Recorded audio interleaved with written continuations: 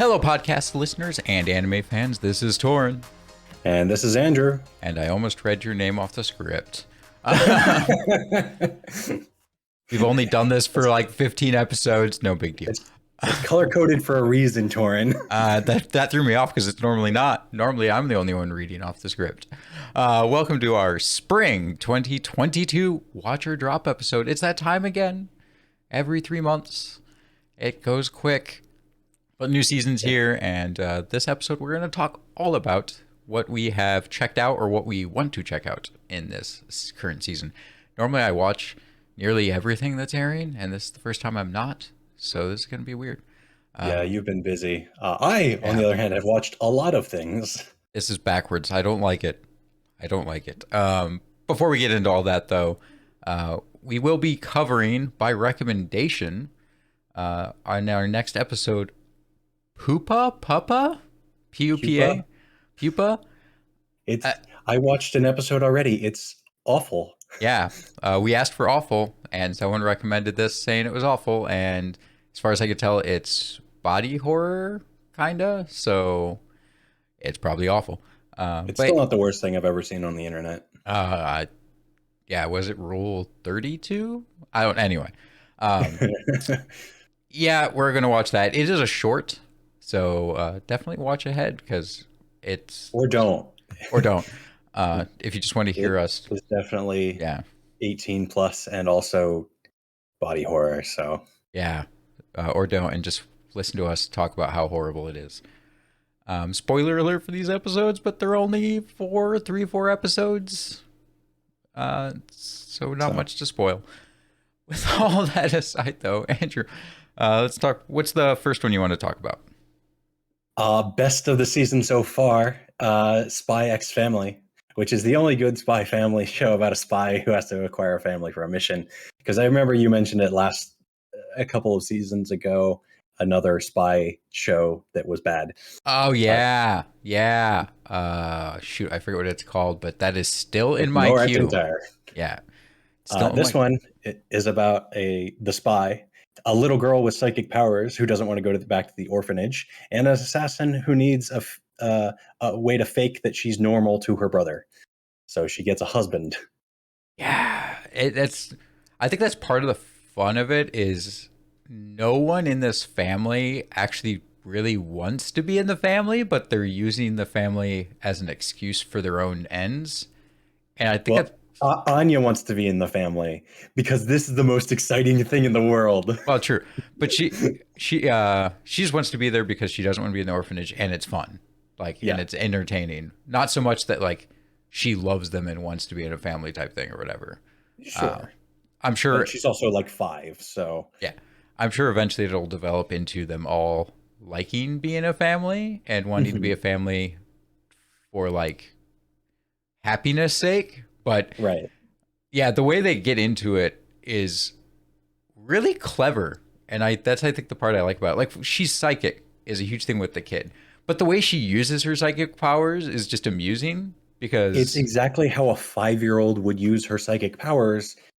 It is the immediate how do I respond to the thing I just heard? Yeah, and on top of that, it's you get that kid reaction. It purely fits the. If the adult just said this to a kid, how would they react? She is immediately on the exact thing that you would expect. If it's oh yeah, when this mission's over, I don't need her anymore. And then her immediate thing is how do I become useful? How do I make him want to keep me around? Lloyd will say, I've got to keep an eye out for enemies. And then Anya will immediately go hide because she heard him say enemies. Yeah. And he's I didn't say that out loud. Why is she hiding now? Yeah, it's so well done. I really, really enjoy it. Yeah, and I think it is the best. I always think the best spy show I've seen, just in general. Let alone the spy family aspect of it. Spy family or spy shows aren't really popular currently. They were much more 90s or Cold War era. Yeah. TV shows, so we didn't really grow up with them other than maybe Get Smart. Yeah, I mean, if you start expanding it out though into stuff like Western culture wise, like Mission Impossible's, James Yeah, I Bond mean, films, spy movies are a thing, yeah, but those are still around. And if even if you compare it to them, I think the writing of this is more clever to an extent. Is yeah, it? I, Yeah, it's well done. It's really well done. I've thoroughly enjoyed watching it, and I can't wait. It's one of the few shows that I'm actually actively waiting for new episodes to come out. mhm. Um, One came out, and I was watching it before we started recording. Yeah, I need to watch that one. Been too busy. With that aside, yeah, highly recommend it. Watch it, people. It's cute. It's fun. Um, Yep. If you and watch actually nothing interesting. else, watch this. Yeah, I would say this is probably well as far as new shows go, the Yes. the pick. I'm going to get into one that is not as good. Uh, the greatest demon lord is reborn as a typical nobody. Hey guys, do you want another show about a super powerful person who decides he doesn't want to be super powerful anymore, but for some reason keeps failing into being super powerful? Yep, that's another one of those shows. That's it. So I watched like 10 minutes of this and gave up because I Yeah, couldn't stand it anymore and just was like, hey, I think there was another show maybe 6 years ago about a demon king who died and got reincarnated and now he's going to go to a school. yeah, I think that one was better. I it don't was. remember the name of that. It was. It's a typical like kind of power fantasy. Like it's yeah, it's a guy with like in essence infinite knowledge. Okay, first off, I will give it credit. It's better than the one from last season. Um, There was one last season. I think it was last season. Which one was the greatest sage? Was that last season or season Oh, before? yeah, I think that was last season. That was Yeah, bad. You're right. I was mentally only associating Demon Kings getting reincarnated. But yeah. yes, Greatest Age was pretty bad. It's the same concept as Greatest Sage. This one, I so far seems better. Barely. It's still action fantasy, etchy. Uh, yeah. No, for people who really like the power fantasy thing, I mean, the guy. I'm trying to remember. I think he willfully reincarnates. So that's the Yeah. thing is I can't even remember the base story because it doesn't really matter much. But like I think it's he willfully reincarnates, and so he's mad. He's worried that like people he used to work with are gonna recognize it's him because he did this without their permission. So he just like up and out of nowhere as the leader of this country. That's the other thing. His greatest demon lord. He was like when we hear demon lord, we think like bad king. Like in this world, in essence, it was he's like the one ruler, and everyone Yeah. actually liked him, Right. but he was bored He because wasn't villainous. He was basically just like a god king, but yeah, they were referring to him as the Demon King for some reason. yeah. So it's kind of weird because he He looked his like from the intro of the 10 minutes I did watch, it seemed like the whole town was like a golden citadel of everything. yeah. It's just weird because as far as I could remember, he reincarnates in essence because like he felt lonely. He wanted to be a common person because like everyone looked at him as like a god king, like even those Yeah. close to him. So he had like in essence no friends, but I don't think they in essence say it that way. So it just felt weird. It feels weird. It's kind of annoying because he's just overpowered at everything he does, as you'd Mhm. expect. And on top of that, the same concept of like he knows magic that either is shouldn't be known or is super rare, or forgotten magic type thing. Hello, greatest sage. Yeah. Yeah, whatever. I'll probably watch it as the trash it is, as an extra show to watch. It's Okay. not one I would recommend to people unless you really like that type of show where it's just OP character with OP power, and the girls around him want to sex him. Yep. Okay. Go ahead, move on. So my next one um, is I'm quitting heroing, which is a pretty standard after for that came off the tongue really weird. So after the standard hero defeats the demon lord story, the hero joins the demon lord's castle because the rest of the kingdom hates him because he just was able to defeat the demon king's army by himself, and they just think he's a monster. I like the concept of this one. I'm really mad that I didn't get around to watching any episodes before we recorded this, partly because High Dive, stop getting shows. I don't want to use your service. Please. Yeah, it is on High Dive. Oh, I think we forgot to mention. The other two shows were on Crunchyroll. Yeah. But Spy yeah, is also on Hulu. yeah, Spy's also on Hulu. If you have a Hulu membership and you don't have a Crunchyroll membership and you're into anime, what are you doing? But anyway, um, yeah, it's on High Dive, and I hate the fact that there's shows that are just on High Dive because I don't want another service. Though I did just get rid of Funimation. Or That said, we're sponsored by High Dive. Yeah. With that being said, High Dive is great. I wish High Dive. If you want to sponsor me and give me a free membership, and we'll that stop sponsorship trash money, talking your service. we'll stop talking. Yeah. But anyway, with that aside, I love these types of shows, so I'm excited to watch it. There's been, at least it feels like lately, a surge of shows that are more, okay, here's the typical hero story, but we're going to show like the aftermath, or we're going to show the people around that hero story and like their lives. And I love those perspective shows. They tend to be really good. I mean, the last one I can think of off the top of my head was the pharmacist one, wasn't it? Or what was it? Where he's just living as a pharmacist Or I got kicked out of the hero's party or whatever. Yeah, that one. Oh, yeah. And that was really good. Loved it. It was great. Yeah, I'm quitting heroing. I've been reading the manga. It just continues to be like a funny show, and you start to see the backstory of the hero as and all of the Demon King's associates, because there's a reason for all of these things that have happened. Which is nice to have that actual story to it. I do find it nifty how they're going from that standpoint of like a hero that was so strong that then they get ostracized. Because like with quitting the hero's party, it was kind of the same way, where they showed that perspective of the main character wasn't the hero, but how the hero was so powerful that it's actually a problem. Because if you think about it in real life, if there is a actual hero in real life who's so powerful as to like just topple the leader of another country like Solo, you wouldn't probably look up to them. You'd want to be in a different country to them at all times, as long as that country is not opposed to them.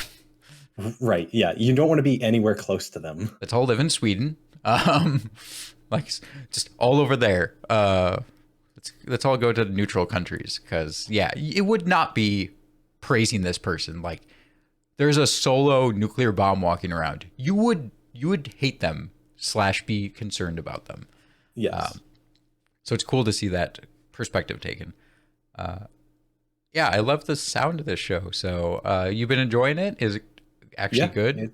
It's funny. It's entertaining. It's not really like an action show, despite it being like, oh, Demon Kings and Heroes. It's more, so far it's been more logistics.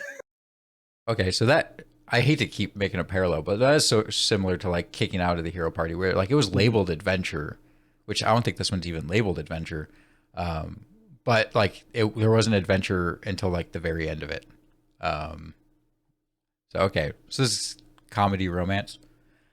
Is there much of a romance really, or is it like Not back burner? so far. Okay.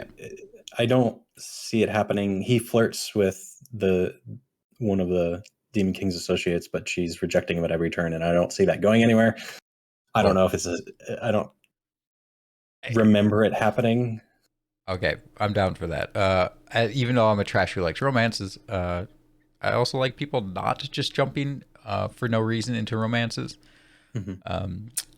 Yeah. All right. Well, I guess next is one I actually haven't watched, but I've been wanting to watch, and you've watched some of, which is Aharen-san wa Wakarenai. I doubt I pronounced that right. It is Aharen-san is indescribable or something like that. Incomprehensible. Okay. Well, there's a link in the description for all of you. Even if you're listening to the podcast, there's a link in the details to all the shows that we're talking about. So just click and you'll see. And if you're watching on YouTube, below me, it actually says both the Japanese title and the English title. So there you go. Uh, yeah. So it's another like comedy school romance in essence, isn't it? Yes, it's on Crunchyroll. Change name um, now.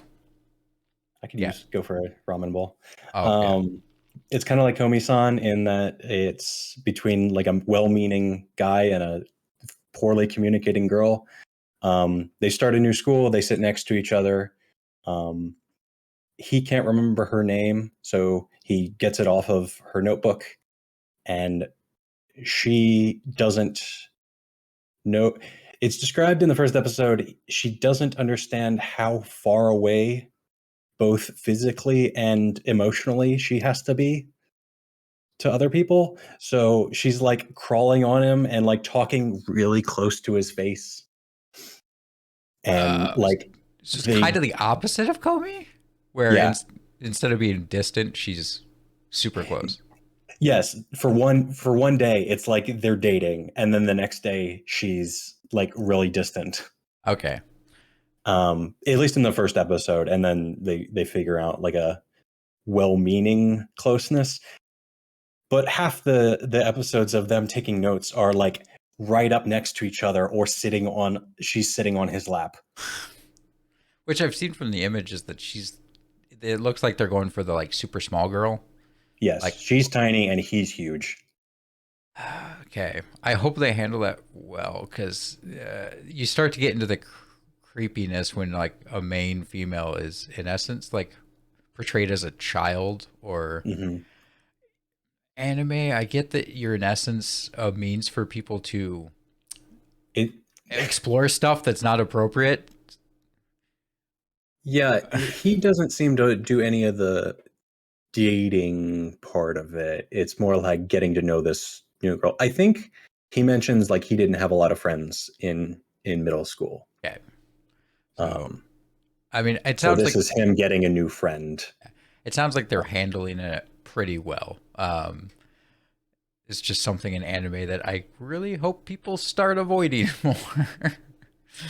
We'll Yeah, see. there are little like elementary school kids that they meet in the park, and the the boys all think she's cool and tough because she can beat them at like bug fighting things and checkers.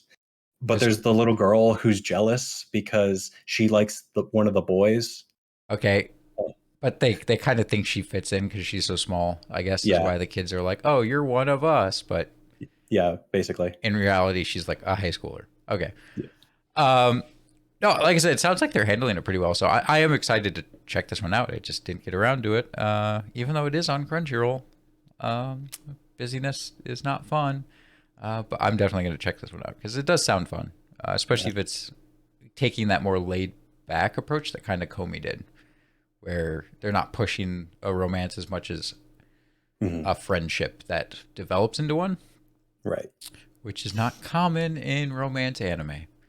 Um, Yeah, those tend to be you fall into love as fast as the episodes come out. yeah, which I don't know if this one even labeled as romance or just I kind of don't. It says comedy school. I don't think it was actually listed as romance. cool, which means that it might purely be a friendship thing, which you don't see very often. And I actually think a lot of people, when they have to write a friendship in an anime, do a better job of making it somewhat realistic than people Hmm. who are trying to force like writing a developing romance.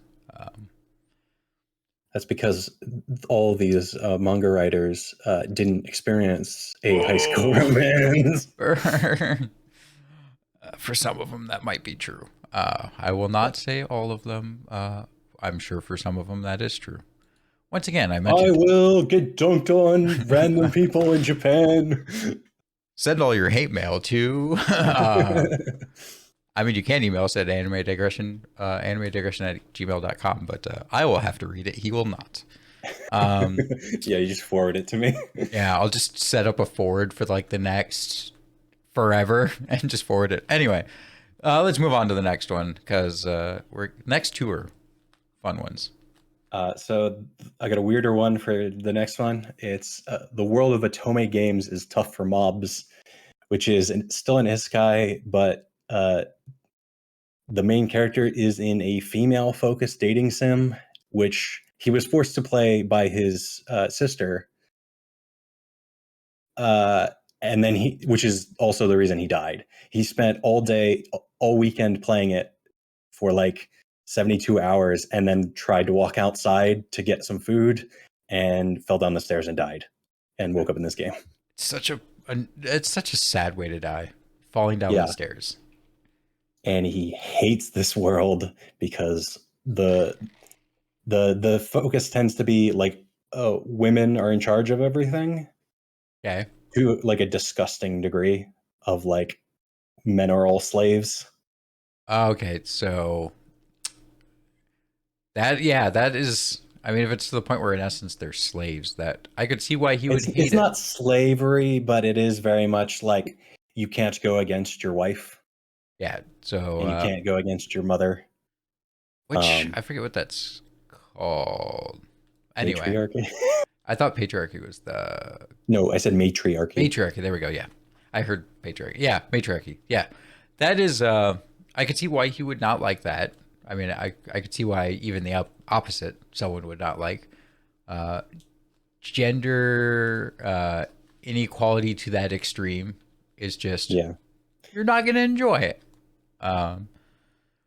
So what's the focus of it though? Is it just him surviving? So he goes to the high school of the Otome game, where he wanders in. They have the scene where all of the guys you would date in the game show up, and you go, God, I hate all those guys.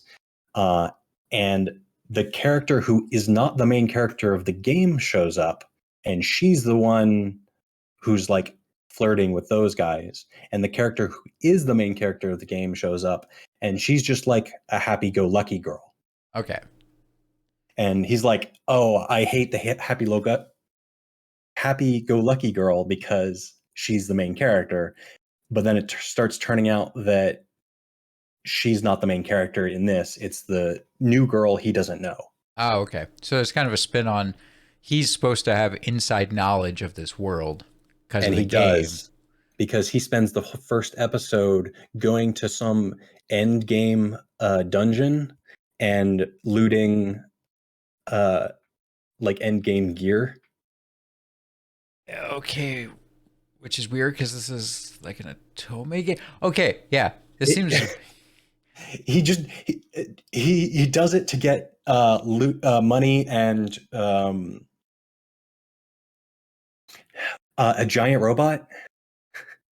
Because they added in the game, they were like, oh, we have to add something as a combat section, because that's all the game company knows how to make. Oh wow, okay. So it's like an Otome game made by a like action game development company. Yeah. All right. Well, I mean, it sounds fun. There's action sequences. It's weird, but it does sound fun. And he just he's an absolute prick to everybody. And it is hilarious to watch because he's mostly justified, but he's also a dick. Like, it's not only that he's mean to people, but he's not a good person. Okay, so like, you could be mean to make a point and be a good person underneath that. No, he's bad all the way through. Okay. Which, if it's written well, can be fun. He's hilarious. Yeah. If not written well, it can be annoying, as we've kind of covered in a couple of shows. So yeah, I'm totally gonna check this out. This was kind of on my list. It's on Crunchyroll, but I didn't think I saw it on Crunchyroll, so I'm gonna have to add that to my watch list afterwards. It's also on Verve. God, Verve. Man, that was let me know, people. Did you actually use Verve? Try Verve? Because I remember when it first came out, I pulled it up. I went, nifty. All my watch history is on Crunchyroll, so buy, and then closed it. That said, Verve, sponsor us. We'll stop trashing you. Except I wouldn't be surprised if it goes the way of the dodo, since Yeah, with the whole Sony stuff and Funimation merging into Crunchyroll. yeah, probably. All right, let's move on to another weird one. Um, yeah, skeleton is this actually. You actually made the note on this one. Skeletal Knight in Another World. Is that the full title? I don't. I believe it is. Um, We are professionals. yeah, Skeleton Knight in Another World. I'm not gonna try to pronounce that. Oh gosh, that Japanese title. Once again, if you're watching, down below you can see it. Good luck pronouncing it. Yeah. So this one, first off, if you have not checked it out, content warning. Yeah, they say that at the beginning of every episode, but Uh, also the first 5 minutes of the first episode, definitely content warning. okay, There's a they non. even yeah they even put a content warning. The first thing you see when you start the show is a content warning. So within the first 5 minutes, you get a by monetization. Not that we get it anyway right now. You get a attempted rape of two girls. Mhm. So content warning if that's something that you can't handle. I will And say, then following that, a lot of bloody corpses. yeah, a lot of But with that being said, nothing actually happens. So it's an attempt. If that's enough to There's clothes ripped yeah, but and there's nothing. screaming. Yeah, but nothing actually. No rape actually happens. So yeah, content warning with that. With that, I will say that they handled it, I think, all right. Not well. I wouldn't have put that at the first scene, Yes. but But that's it's fine for what it was. yeah, they got enough across that like these people are bad. They didn't have to go the whole way and they didn't. I think the thing that makes it the worst is currently those characters in essence are not a thing. So they kind of were written just for that scene. Yeah, that part's a little There's a reason they got attacked by bandits, and that is explained later. yeah, but even then it's like okay. All that aside, once again, I think it was handled fairly well. If the attempt is enough to you not want to handle it, You can skip the first skip the 10. first episode. Quite Yeah, frankly, you could probably skip the first episode. because it comes up twice, like at the very right at the beginning, and then they do like a rewind, and it comes back up to that same Yeah. scene. So just skip the first episode. You really don't need it. Anyway, as far as the show goes, it's an isekai. Main character ends up inside game world. One of the spins on this is that his avatar was a skeleton, so he's in this world as a monster in essence. So he has to wear Yes, his armor. He was playing his full dive MMO, and something happened, and now he's woken up in the fantasy world as his character Yeah. with all of his character's powers apparently, and his World of Warcraft level shoulder pads. Yeah. Oh, big armor, big paladin armor. But yeah, so the big part of the big twist is that he's going around, and I think the thing that makes this one, first off, makes it ridiculous compared to most isekai, and also makes it kind of unique is the fact that this guy is the epitome of I'm trapped in a video game. Like he's just excited to be in a fantasy world. And it's not like necessarily where people are like, "Oh yeah, I'm excited to be in a game." He's like full on, I'm excited to be in a fantasy world. Yeah. Like This is exactly how I would react to a fantasy world. It's like, yeah, I get to kill bandits and like be a skeleton and go to an inn and eat weird foods. yeah, it's that thing of like big bad monster appears before you and it's just like, "Oh, that thing's cool." You're not really worried. You're overpowered late game character. I'm an end game character. These are level 20 mobs. Swing. Yeah, one shot kill. So yeah, it's that makes it crazy and unique. And oh man, the best way to understand this show is just watch the OP. It goes there. Oh, the OP is so good. I described it Yeah, as like a what did I describe it as? Like a comedy action I don't Who's remember. the video? I don't remember what you told me. But oh boy, Jack Black. That's what it was. oh yeah, as if Jack Black did it. It is kind of a Tenacious D feeling. Like Hmm. it goes there. It does not hold back. It's weird though because it kind of reminds me of some of those old like power metal like slash hair Mm, metal songs. Like it chugs and the voice and singing is very much that like old school like power ballad like right. metal voice. But they intersperse it with like the main character's like maniacal laughter and like it's like someone sat in front of a sound effects board and just like was randomly pressing buttons throughout the song. Because that's kind of what happens. It's just like these random, like they make sense in the grand scheme of things, but like these just tonally very jarring like sound effects that just get thrown in. The big one being his maniacal laughter, especially at Like, the end. ha, ha, ha, ha, ha, ha. Yeah, it goes places. So watch that. If that feels great to you and you like the feel of that, you probably like the show. It's just yeah, it's such a weird take on the like OP isekai fantasy world. I think I told you this show gives me feelings of Overlord, like the type of humor and the It does a bit, undertone. yeah.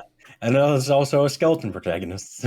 That too. But yeah, just the way he kind of handled being isekai versus like kind of the way this guy's handling it has that same kind of feel. The only big thing is Overlord. He's concerned that someone stronger will eventually show up, whereas this Yeah, guy's just he's a paranoid thing that he's gonna die. This guy's like, nah, fuck it, I'm gonna live. yeah. He's like, I'm just gonna wander around and learn about this world. He's like, I'll just, and I think that's another thing that makes it amusing is the fact that he's like, okay, I'm in this world. I'm now in a fantasy world. He is an OP endgame character. He's like, all right, but this is ground zero. So he's acting like a level 1 character where he's like, yeah, a starting quest. Oh yeah, escorting someone to collect herbs. That's totally what a starting adventure would do. Rather Right. than just going to the end game missions, he's like, yeah, I'm going to act like I'm level 1. He walks into a village and everybody's like, ooh, is this like absurdly priced knight? Yeah, and that's things they refer to him as a knight, which I'm assuming is like probably by general standards the person who like works for the king or the kingdom. So it's like Yeah, whoever can afford a full plate of armor is probably being funded by the kingdom rather than like have purchased that themselves. yeah, because they act like they know who he is based off that, which is creates humor. Where it's like, oh no, why is this knight talking to me? And they find out it's like, yeah, I want to pick up a little quest. I'm gonna go help someone gather herbs. Is that really something for a knight? Well, there are various reasons. And Yeah. then they immediately come up with some scenario where he's like got to make money for his sick daughter. Yeah. Oh, yeah. That was great. Good humor. Good humor. Love the show. If you want a show that is somewhat serious, at this moment, I would say this totally is not it. But if you just love a good, I almost want to say spoof of I a want to typical say isekai. campy. I want to say campy isekai fantasy. Yeah, it's very much. I think Campy is a good fit for it. It's great fun. I love it. I'm totally. It's probably one of the other shows that I've like super been looking forward to episodes coming up. Yep. All right, getting on to the next one, which we're gonna speed this up a bit with a bit of a lightning The round. lightning round. I've got Don't Hurt Me, My Healer, or Kono Healer, which is a weird bullying anime where everyone is rude to each other in a fantasy world. I wrote down it's basically the experience of playing an MMO. Oh, okay, yeah. I think this. What's I this one don't- on? Is this on Crunchyroll? I don't think it is. Probably. Uh, I mean, I didn't really check. Were we doing that for the lightning round? so Yeah, listen- go ahead. it's okay. I don't know if I actually it is on Crunchyroll. If I actually care it because it's really like a brutal amount of insulting. Yeah, that's the thing is I don't know if I'd want to watch a show that is the experience of like playing in an MMO. Yeah, he's like demanding she heal him, and she's like, "What? Why should I heal you, you trash?" And he's like Oh, shouting in response to that. it's And it's it's played for humor, so it's worth watching like one episode. it sounds like anxiety. Like it just sounds like an anxiety generator that uh And all oh, the enemies can talk and will either trash talk somebody or like try to get them to stop fighting. to me this sounds like something that would work as a moment in a show, but if I had to tolerate this for an entire show, I would not enjoy it. Yeah. Um Interesting. I'll probably check out an episode, but Yeah. I don't know how I feel about that. All right. Next one's something that I really want to watch because it got, I think currently on Crunchyroll, I said it was like a 4.6, which Something like is that. Shikimori's Not Just a Cutie. It's comedy romance. Like I said, currently it's like at a, I think a 4.6. Um, totally just skipped past me, even though it's on Crunchyroll. I somehow did not notice it. I told you several times to watch it. That's the thing is you It seemed mentioned like it was right up your alley it does as seem like a it's right up cute my alley. romance thing. Uh, that's the thing is I think you'd mentioned it. I like marked it on like Annie chart or something, and then somehow just didn't see it show up on Crunchyroll. So it didn't end up in my queue. I don't know how. Part of it also might just be that there's just too much stuff on Crunchyroll right now, so it just skipped past. Or most likely there was a weird episode release timing when I looked, and they didn't push it to me. Yeah. Yeah, I looks think it was great. a little late on the flow, so Yeah, looks great, sounds great. It's got a really high rating. So if you are into a comedy romance, probably worth checking out as well. But I'm excited to watch an episode of this. Next one. Miss Shakukia, I can't pronounce this at all. Shakuki, Shachiku? Shachiku? yeah, that might even be closer. And the little baby ghost. Well, what am I It's saying? on Japanese. Sachiku, probably. Yeah, anyway, go.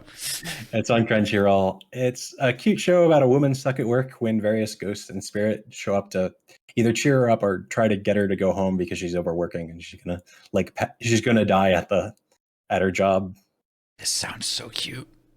It's pretty cute. I got the same vibe as like Senko-san, but it's not as good, I would say, because it mostly relies on thinking the little ghosts do cute things than it is like actually releasing any of the stress. Okay, you're talking about Senku the Fox one? Yes. Okay. Yeah, I mean the premise behind it seems like it would not follow that same flow because the big thing with Senku was not only the whole stress release thing, but the like friendship slash budding relationship that they were slowly working themselves towards.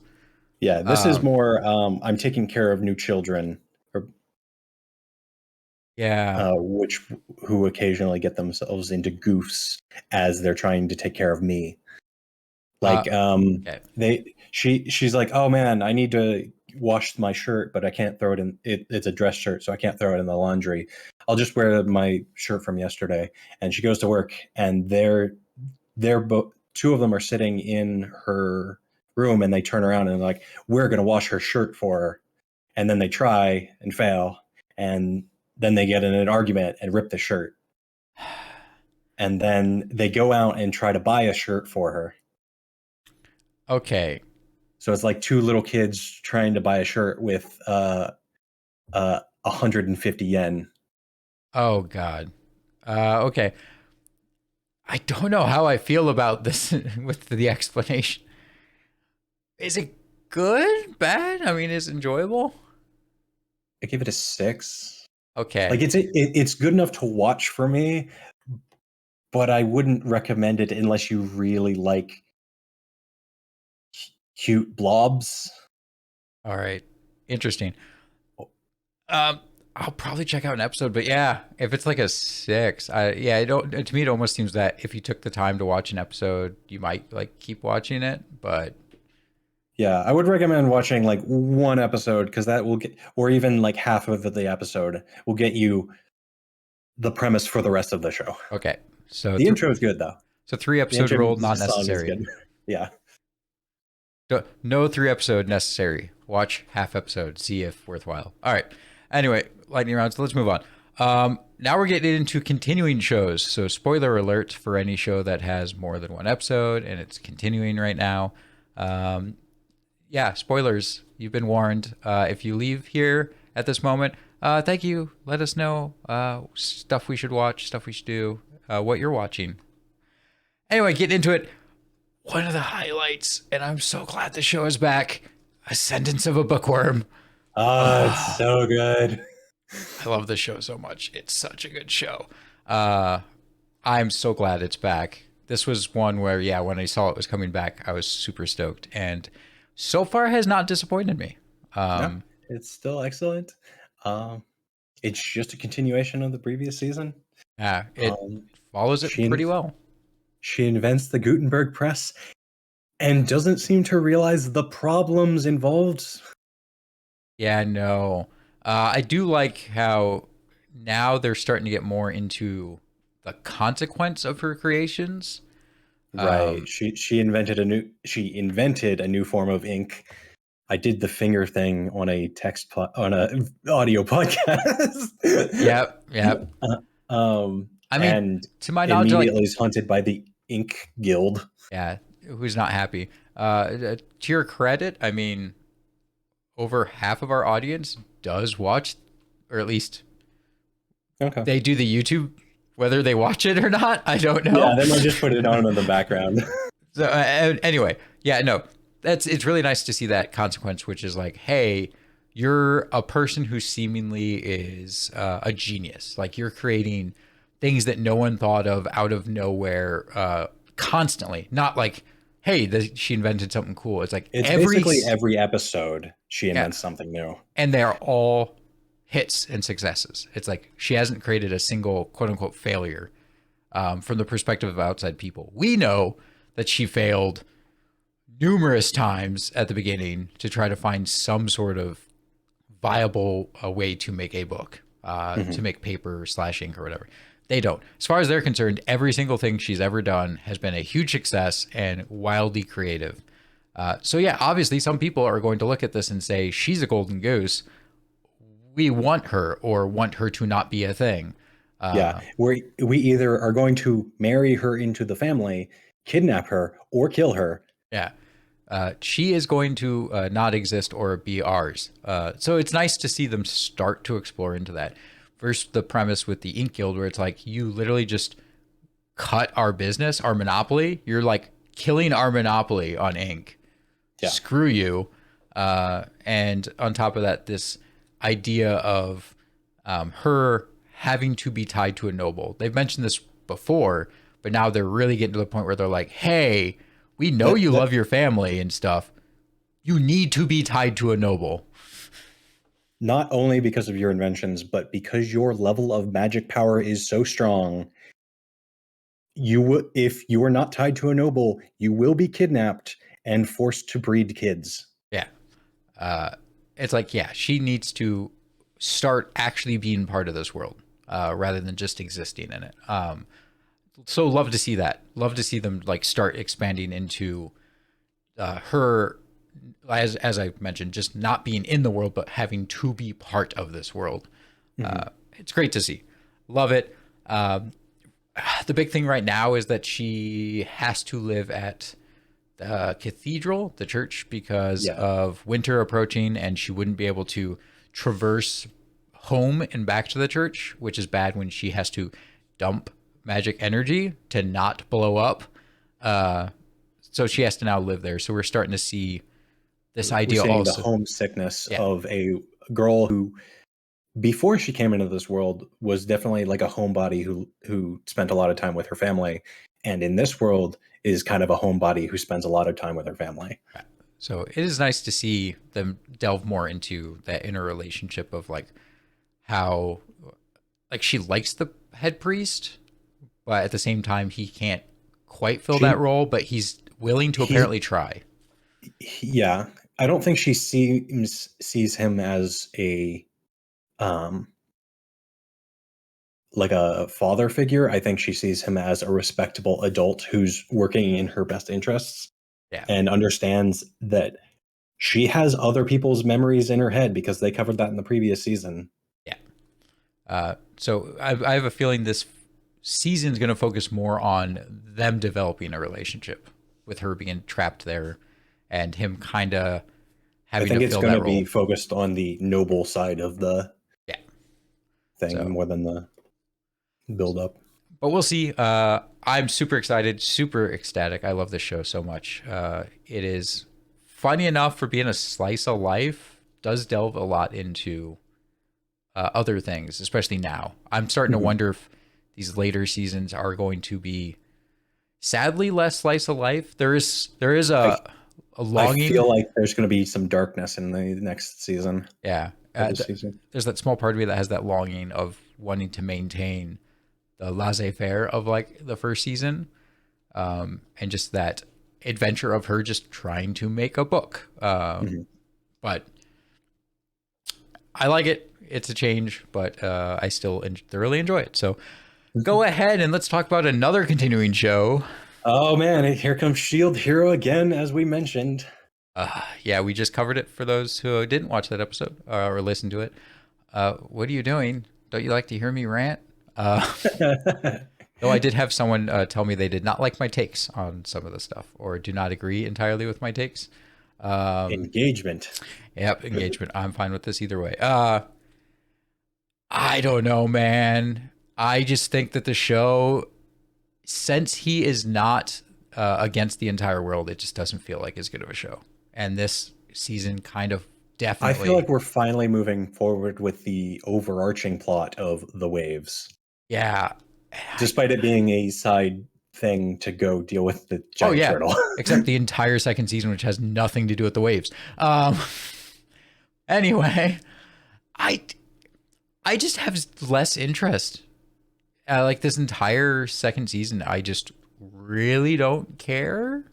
Uh, I didn't put coming off of the rewatch. I didn't put a lot of mental focus into like the hype. yeah, I think part of that's since we did the rewatch immediately before this came out. I think We burn down any level of hype after yeah, an analysis. which I think might make us more level-headed than probably some of the people who don't remember actually how the first season went. Like they're just going off Well, nostalgia. as I said, like I've read this, I've watched this. I read the side story of where I didn't mention this in our rewatch. There's a side manga that is Motiyasu goes back in time to when they got summoned, but he keeps all of his powers and memories. And he's like, "Oh, I'll do this right this time." And he screws up like 4 times in a row. Okay, interesting. I But every time something happens, I think every time he kills Naofumi dies again, he gets sent back to the start again. oh wow. Uh, like I said, I'm just not as into it, and part of the reasons are a what the heck, heroes? We mentioned this in the last one. Why are you willing to work together? By this point, why Yeah, the heck? they're all dicks. Like, and they even sit there in the meeting, in essence, say, "Hey, yeah, we all really should work together." No, we're just gonna all go our separate ways. Like, We can't be bothered to do this seasonal event in our MMO yeah, with unique drops. I'm like, what the yeah. And on top of who that, skips a seasonal? well, and on top of that, when it's like, yeah, this seasonal event that just triggered stops the wave counter. The waves aren't coming. You have nothing to do other than this seasonal event, and we don't want to. Or Which is level appropriate seasonal event as well. and I actually on top of that, I don't think they say that like they just don't want to bother. I think it was more of just, we'll deal with it ourselves if we want to. Like it's just they straight up just don't want to work together. Yeah, I don't. And well, that's the thing is I thought they said actually never mind. Let me rewind a bit. I thought they in essence said we're just not going to like do this event, but the entire time now Fumi's like, yeah, the other heroes are there. So he like is under the belief that they're doing it separately. I think that's where my confusion came in. Like he's sitting there like, yeah, we have to get there with the other heroes or whatever. It's like my understanding was they weren't doing the event, but you're telling me that they're doing the event, just not working as a team. Makes no sense. The whole current thing is they're going to take out this great tortoise. Yeah. They're gonna succeed. World building. They're gonna succeed. The show hasn't shown us that failure is an option. Yeah, that would be interesting. Is if failure was an option, and then like the tortoise just murdered like 6 cities before they got taken down. I mean, It'd be awful, but I don't even know if that would be showing that failure is an option. Like someone they care about would have to die. I think that's like it doing something like that and them losing someone who is close. I would hope someone in the extended party, at least, if not the immediate party. Yeah, it's just there's no consequences. And some people don't want there to be consequences. This is probably part of the arguments people had against me with the last show is I'm a proponent of if you want me to feel something, you should show me there's consequences. Some people, I guess, don't. They want it more lighthearted. I think he wanted when he started, he wanted to have a dark fantasy, and that's why they like the world turns on Naofumi. But after that's done, I feel like it's just going to go to generally positive hero fights against the evil. It feels like a shonen. It's like it starts just being a standard shonen. Yeah, it started out like seinen, and it's like, okay, we're gonna be a bit dark, and like we're gonna show, like we're gonna get into this idea of emotions of like everyone turning against you for no reason. Like you're the outcast, no matter what you do. There's just you cannot escape the evils of the world that for some reason are turning against you. And then yeah, once you kind of resolve that, they're like, I don't know what to write. Okay, typical adventure, and turns into a shonen. Yeah, I'm gonna watch it. I don't think it's horrible. It just feels like a classic example of I kind of wrapped up what this show is, and now I'm just stretching it and continuing it with like no idea of where I want it to end up at. I will say I also was a little annoyed by apparently, I say apparently because she never said it, but now Fumi assumes it, that the Great Tortoise is what Vittoria was talking about when she said you're going to have to choose between the people or the world. Because like the Great Tortoise... or even a similar... yeah. Because the Great Tortoise is going on a rampage, killing souls, but it needs to do that to stop the catastrophe. But so he has to choose: do I kill the tortoise, saving the people, or do I let the tortoise wipe out the people but save the world? But two things: one, Vittoria apparently knew this was going to happen, and A, has done nothing herself to stop it. But B, and told no one about it. Yeah. B, the big one for me is she apparently knew this was going to happen, but what they told us is the turtle going on this rampage was not by its choice. Like someone in essence triggered it to do this. So why does Vittoria know that this was going to happen? Is she not correct and it just happened sooner than she thought it would? Or like... Oh, I have no idea. Does Vittoria know the bad person who did this? Did Vittoria do this? Like, it's to me, it's that thing of either some really nifty writing is about to happen, or most likely he forgot he said that. Did this.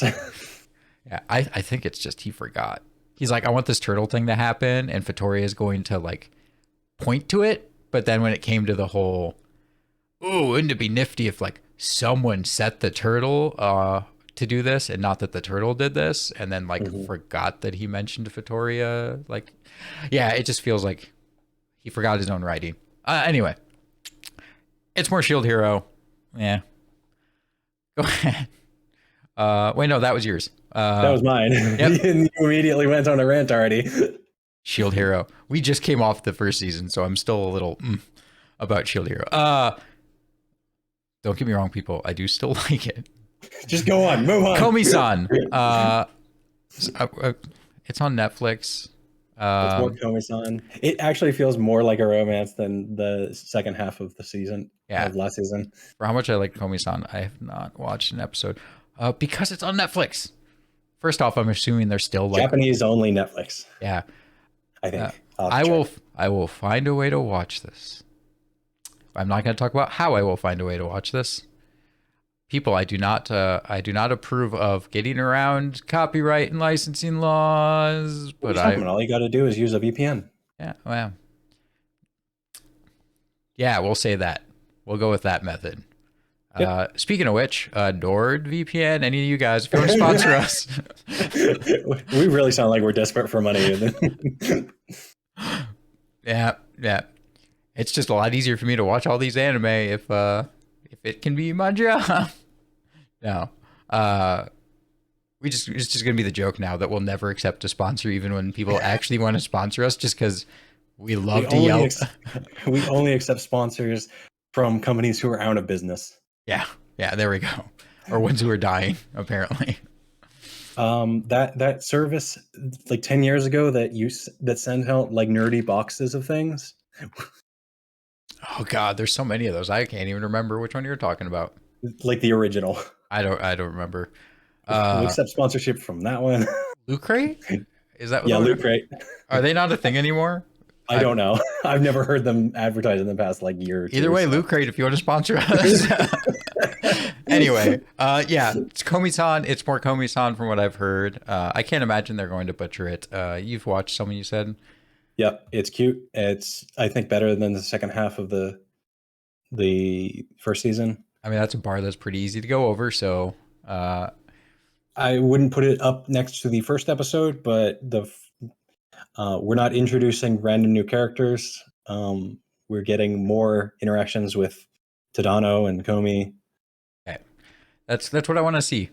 Like, it's not that the second half was bad. I don't, that almost made it sound like I was bad. If you haven't watched our episode covering the show, go watch it. We both do thoroughly enjoy the show. It's just towards the end we noted that it felt more like just rushing in new characters rather than breathing the world and what was happening and the main goal of the show. Even though her goal is to get friends, but I felt like they didn't need to have every character they introduced be somewhat of a prevalent side character. Like, eventually, if she wants 100 friends, you need to not really have like an entire episode / 2 episodes covering every single person she ever becomes a friend with. It'll get old. Anyway, so I'm glad to hear that they're breathing some life into the relationships and stuff and expanding more. I will somehow find a way to watch this. And my next one is Demon Girl Next Door. I will High Dive. Goddamn High Dive. I will say, I do find it funny how the 4 continuing shows we're talking about, we've covered 3 of them. Some of that might be planned. It just happens. It just happens, I guess. Some might not be planned. Whatever we wanted to actually watch.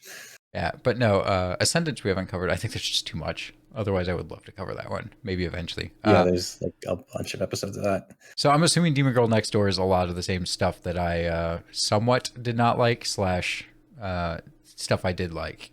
Yeah. Just a continuation. Yeah. It's definitely more... basically what's happened is they've all moved into where Shemiko lives. Like, they live on either side of her in that rundown apartment. Why? Okay, that's interesting. So Mikan and what's her name? The other girl? Momo. Main girl, okay. Mikan and Momo live on the other side of Shemiko, and it's just weird things about like being able to hear your neighbors and Shemiko learning how the internet works. Oh, interesting. Quote unquote learning. How did I guess she wouldn't know what the internet is. Yeah, because she doesn't like have computers and stuff from being poor. Other than her sister has that laptop that she got from Momo. Okay. So basically Momo just sets up her own Wi-Fi and says, okay, let me show you let me just connect the laptop I let you borrow to my Wi-Fi so you have access to the internet. Sounds fun. And then also, here's what not to do on the internet. Oh God. Everything pretty much. The part I'm confused about, do they explain much why Momo would move next to her when Momo has a really nice place? I've got to keep an eye on you was the general gist, and you feed me. I mean, yeah, I guess it. I know it was just an excuse to get them Yeah, it's a all in the write-off. same area. Yeah, it's just a write-off. And to have the rest of the family interact with the two magical girls. Also, I think the most recent episode, Shimiko starts a job and meets some of the other demons in the neighborhood or the city. Okay, that sounds fun. Her meeting other demons. That is something that was kind of missing from the first show, is for us to kind of learn about other demons, because the only thing we know is like the slight glimpse at how her dad used to be, and even that was. We get the first male character of the show. Oh wow, they're going places. He's the master of the place she works at. Oh, that's cool. So yeah, it sounds like a lot of the same kind of energy and comedy fun. Like I said, my biggest complaint with the show is just the pacing that the 4-panel seemed to create for it. It feels a little bit smoother. I noticed there was a couple of 4-panels they did before the intro music. Like they did a 4-panel, and then they did the intro, and then they did like a longer form. Okay. Rest of the show, so they might have had a better director setting up how it's set up. I don't know if I noticed it affecting the show too much. Like if there were other ones, I just remember that specifically happened. Yeah, I mean, the first season was pretty obvious how that was spaced as like a 4-panel. So if they smooth that out, then I think it's smoothed a little bit out. I'll watch some, because I say I still enjoyed the show. It was just like, okay, guys, make an anime. Don't make a visual 4-panel. Like, yeah, adapt it a little bit better, guys, please. I also know that like Build, Divide, and Q are continuing, both of which I had watched the original shows and I haven't even bothered feeling like I'm gonna continue. So let me know, guys. Should I continue? Are they worthwhile? You can tweet at us, Animated Aggression. Email us, animatedAggression@gmail.com. Also, recommend shows to watch. We've been asking for trash. Come on, people. Hit us with trashy shows. We want to rant and rave about rant about something that is like we can rate below a 5. Show us why we are rating stuff so highly. Show us the trash. Set our scales straight. With all that aside, thank you all for watching so much.